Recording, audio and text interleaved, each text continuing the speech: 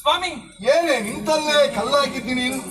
ಬಾಬಾ, ಏನು ಇಂತಹ ದೃಶ್ಯವನ್ನು ನಾ ಕಾಣುತ್ತಾ ಇದ್ದೇನೆ. ಅಂದ್ರೆ ಇದುವರೆಗೆ ನಾ ಕಂಡದ್ದೇ ಇಲ್ಲ ನಿಮ್ಮನ್ನು ಹೀಗೆ. ಹೌದಾ? ಹೌದಪ್ಪ, ನೋಡ್ಲೇ ಇಲ್ಲ. ಈ ರೀತಿಯಾದಂತ ಅಲಂಕಾರವನ್ನು ನೋಡಲೇ ಇಲ್ವಾ? ನೋಡಿದ್ದೇನೆ. ಯಾವಾಗ? ಒಂದು ಬಾರಿ ಅಂದು ಮದುವೆಯ ಮಂಟಪದಲ್ಲಿ, ವಿದರ್ಭಾದೇಶದಲ್ಲಿ. ಹೌದು. ಹೇಗೆ ನೋಡಿದ್ಯಾಗ? ಓರೆಯಾಗಿ ಮೆಲ್ಲ ನೋಡಿ. ಈಗ ನೇರವಾಗಿ ನೋಡಿದೆ. ಏನಾದ್ರೂ ವ್ಯತ್ಯಾಸ ಉಂಟಾ? ಮತ್ತೆ ಸ್ವಾಮಿ, ಅಂದು ಹೇಗಿದ್ದೀರಾ?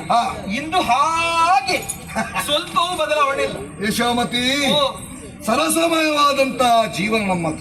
ಆದ್ದರಿಂದ ಯಾವಾಗಲೂ ನಿತ್ಯ ಯೌವನದಿಂದ ಇದ್ದೇವೆ ನಾವು. ಹೌದೌದು, ನೀನು ಅಷ್ಟೇ.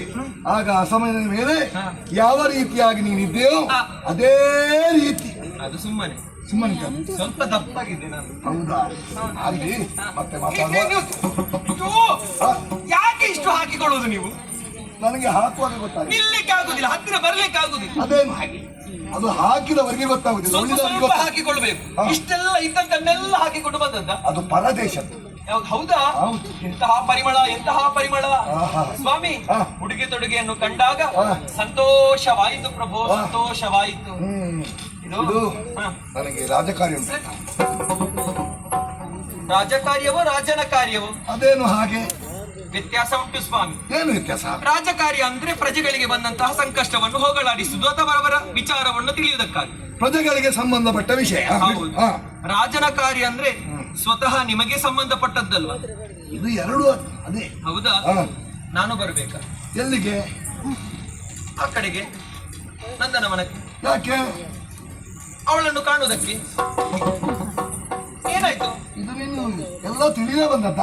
ಎಲ್ಲ ತಿಳಿದು ಬಂದಿದ್ದೆ. ಹೇಗೆ ತಿಳಿತು? ಯಾರು ಹೇಳಿದ್ರು? ಎಲ್ಲ ಕೇಳಿಸಿಕೊಂಡೆ. ಯಾವಾಗ? ಚಂಡ ಪ್ರಚಂಡರು ಆಡಿದಾಗ. ಹೌದೌದು. ನಿನ್ನಂತ ಸುದತಿ ಕದ್ದು ಕೇಳುತ್ತ ನೀನು. ಸ್ವಾಮಿ, ಮಡದಿಯಾದವಳು ಮಂತ್ರಿ ಸ್ಥಾನದಲ್ಲಿ ಇರ್ತಾಳಲ್ಲ, ಹಾಗಿರುವಾಗ ಗಂಡನ ಶ್ರೇಯಸ್ಸಿಗಾಗಿ ಕೆಲವೊಂದನ್ನು ಕದ್ದು ಕೇಳಿದ್ರೆ ತಪ್ಪಲ್ಲವಲ್ಲ? ಅದು ಇದ್ದು ಕೇಳಿಸಿದ? ಹೌದು, ಇದ್ದು ಕೇಳಿದ ಹಾಗೆ. ಪ್ರಭು, ಏನು ಕೇಳಿದ್ದಿ? ಇದು ಚಂಡ ಪ್ರಚಂಡರು ಆಡಿದ್ದು ನಾರಿ ಓರ್ವಳನ್ನು ಕಂಡರಂತೆ ಅವಳ ಸೌಂದರ್ಯವನ್ನು ವರ್ಣಿಸಿದ್ದೇನು. ಮಾತ್ರವಲ್ಲ, ಕೊನೆಯದ್ದಾಗಿ ಆಡಿದಂತಹ ಮಾತನ್ನು ಕೇಳಿದಾಗ ನಾಸ ಹಾಕಿದಂತ ಮಕ್ಕಳ ಅಂತ ನನಗೀಗ ಬೇಸರ ಆಗುವುದು. ಅದು ಯಾಕೆ? ಯಶೋಮತಿ ಅಮ್ಮನವರು ಕಾಣುವಾಗ ಚಂದ್ರನಂತೆ, ಇವಳು ಹಾಗಲ್ಲ ಸೂರ್ಯನಂತೆ. ಅವಸರದಲ್ಲಿ ಹೇಳಿದ್ರು, ತುಂಬಾ ಅವಸರದಲ್ಲಿ ಇದ್ರು. ಆದ್ರೂ ನೀವೇನಾದರೂ ನಿರಾಕರಿಸಲಿಲ್ಲ? ಇಲ್ಲಪ್ಪ. ಹಾಗೆ ಹಾಗೆ ನಾವು ಸತ್ಯವನ್ನು ಒಪ್ಪುವವರಲ್ವಾ ಸ್ವಾಮಿ. ಆದ್ರೆ ಒಂದು ಪ್ರಭು, ಏನು ಇದೆಲ್ಲವೂ ನಿಮಗೆ ಭೂಷಣವೇ? ಅಂದ್ರೆ ಅರಸನಾದಂತ ನನಗೆ ಭೂಷಣ ಅಲ್ಲಂತೆ ಹೇಗೆ ಹೇಳ್ತೀವಿ? ಕಾರಣ ಉಂಟು ಪ್ರಭು. ಮನೆಯಲ್ಲೇ ಕೊಡುವಂತಹ ಹಾಲು ಕೊಡುವಂತಹ ಹಸಿರುವಾಗ ಸಾಮಾನ್ಯವಾದಂತಹ ಒಂದು ಗೊಡ್ಡುದನದ ಅವಶ್ಯಕತೆ ಉಂಟಾ ಅಂತ. ಇನ್ನ ಒಗಟಿನ ಮಾತು ನನಗೆ ಗೊತ್ತಾಗ್ಲಿಲ್ಲ ಪ್ರಭು. ನನ್ನ ಸೇವೆಯಲ್ಲಾಗಲಿ, ನಾ ನಿಮ್ಮ ಜೊತೆಗೆ ಸಂತೋಷದ ಜೀವನವನ್ನು ಸಾಗಿಸುವುದಲ್ಲಾಗಲಿ ಏನಾದ್ರೂ ಕೊರತೆ ಆಯ್ತಾ? ನನ್ನಲ್ಲಿ ಕಂಡಂತಹ ಕೊರತೆ ಅವಳಲ್ಲಿ ಇಲ್ಲದಂತಹ ಕೊರತೆ ಏನು ಅಂತ ಬೇಡುವ?